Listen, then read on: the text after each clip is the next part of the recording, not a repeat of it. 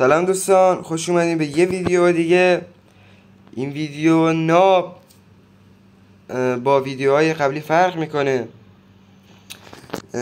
در این ویدیو اومدیم بازدید از گنگ واگوس براتون بذاریم و دیگه چیز خاصی نمیمونه. بریم داخل خونه که بهتون بگم چیا داره.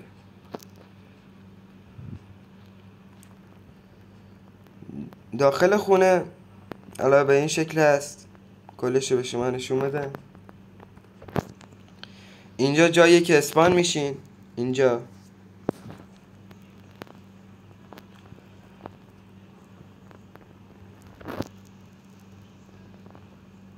و اینجا کابینت گنگ هست و میتونین متریال و دراگ و تیر و اینا از اینجا بردارین. و برای عوض کردن اسکین میایین روی این لباسه وای میسین، آلتو میزنین، 10 نمونه اسکین داره. مثلا من میخوام اینو بردارم. نیازم نداره که رنگتون بالا باشه، با رنگ 1 هم میتونی همه اینا رو بپوشید. و حالا بریم بیرون، ماشینا هم به شما نشون بدم.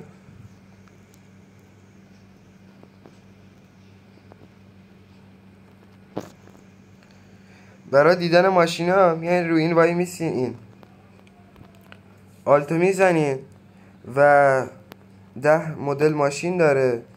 پیشنهاد من برای برداشتن یکی اینه، ماشین خوبیه.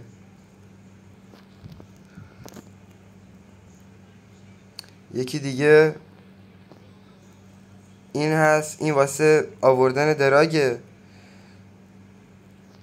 دراگ و اینا بیارید بهتون رنگ میده.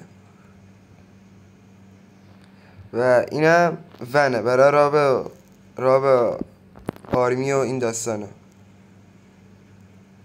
سرعتش هم واقعا خوبه. یکی از پیشنهادم اینه برای دور خوردن این ونو ببرین، خیلی حال میده. چیز دیگه ای نمیمونه، فقط یه دونه ساواناست. این دوباره چیز خوبی هم هست. همین 4 تا. این دوتا که شد واسه بارن، این دوتا هم واسه دور خوردن. دیگه چیز خاصی نمیمونه. تا یه ویدیو دیگه، خدا نگهدار.